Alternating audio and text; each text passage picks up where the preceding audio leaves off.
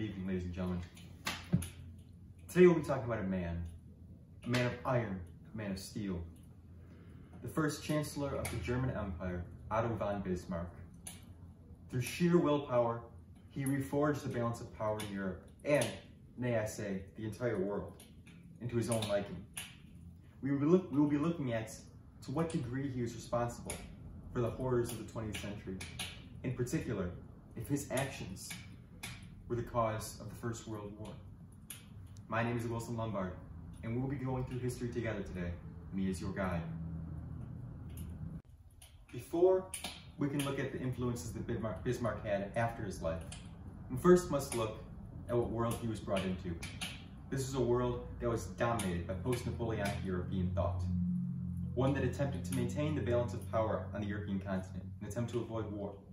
This was accomplished through the Diet of Vienna, a conservative council led by Prince Metternich of all the great powers of Europe, who would convene in order to maintain peace on the continent.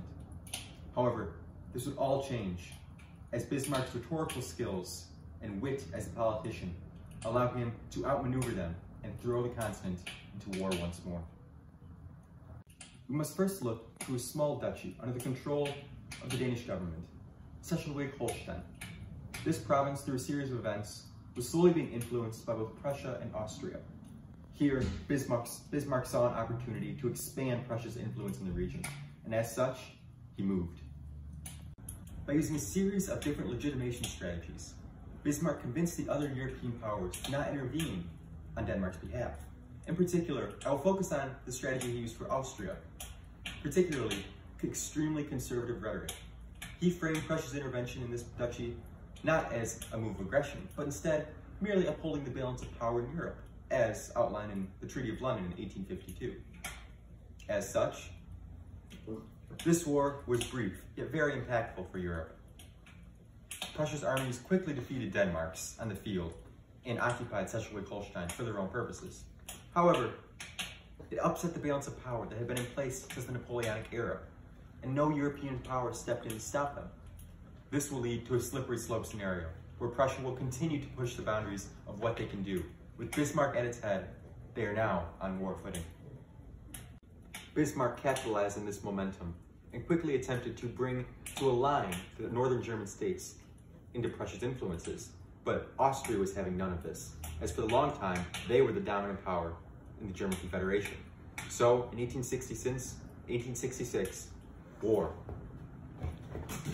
In merely 5 weeks, the Prussians managed to overrun the Austrian armies and establish themselves firmly as the predominant power in the German Confederation. However, Bismarck was careful here.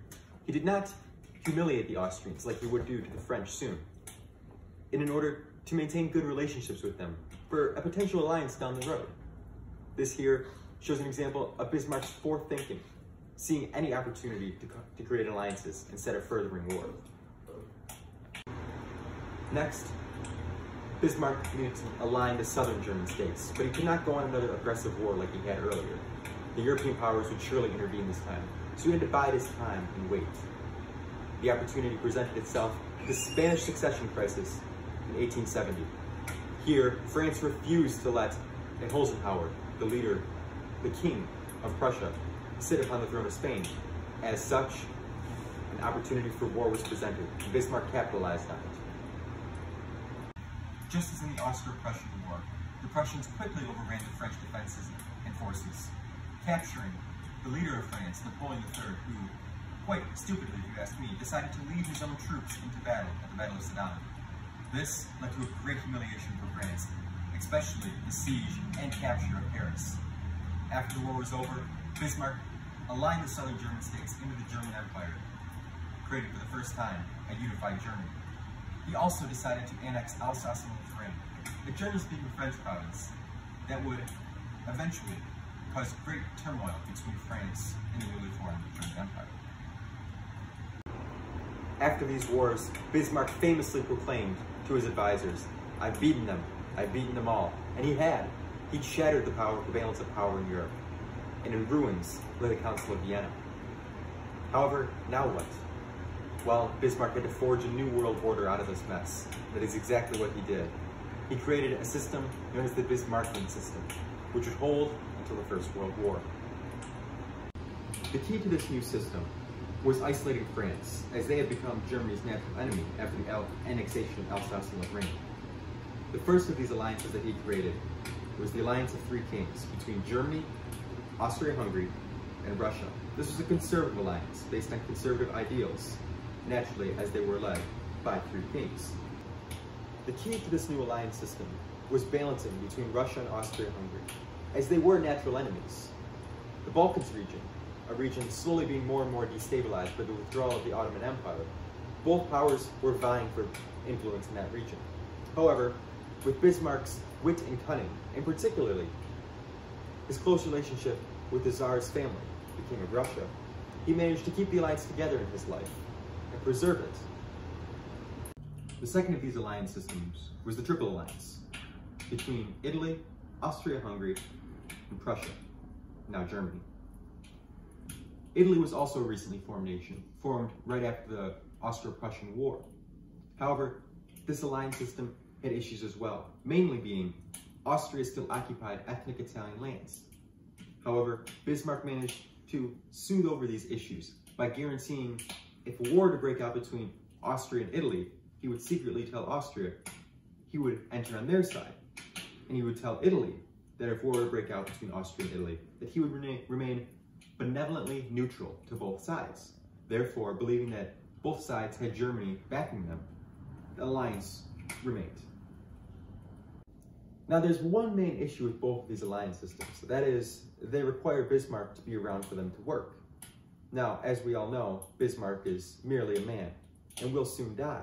As such, these alliances are fragile and tender. So tender, actually, that the Alliance of Three Kings begins to fall apart before Bismarck dies, primarily due to his dismissal and Kaiser Wilhelm II taking over, which leads into the issues that Kaiser Wilhelm II brings to the German Empire. Although it may seem that Bismarck has created a stable world order, as I've told you, his death and dismissal will bring about great changes to the way that Germany holds its policy, primarily with Kaiser Wilhelm II's place in the sun, this idea that Germany can go alone on its own. First, this is exemplified when he refuses to renew the treaty with Russia and Austria-Hungary, meaning that now Germany's east is vulnerable to attack from Russia. Secondly, he makes quite the ignorant speech by proclaiming we will have our place in the sun and build the strongest navy, while of course at the same time his advisors were attempting to create an alliance with England, who, for all who don't know, was quite the naval power. England did not take kindly to this, once again isolating a potential ally. Now, pause. The dismissal of these potential allies is likely making Bismarck turn in his grave as we speak, as he was a firm believer in complex alliance networks. However, therein lies the issue, doesn't it? Complex alliance networks require extremely cunning and intelligent people, which is exactly what Bismarck was. And he did not somehow see that upon his passing, these alliance systems would begin to fall apart. Although they were accelerated by Kaiser Wilhelm II's incompetence, what blame does Bismarck bear for his inability to see past his own life? That's a good question, one that I leave for you all to answer, as I'm not too sure. All I do know is that if it were not for Bismarck's creation of the Bismarckian alliance system that would eventually devolve in the alliance web that caused World War I, many lives would have been saved.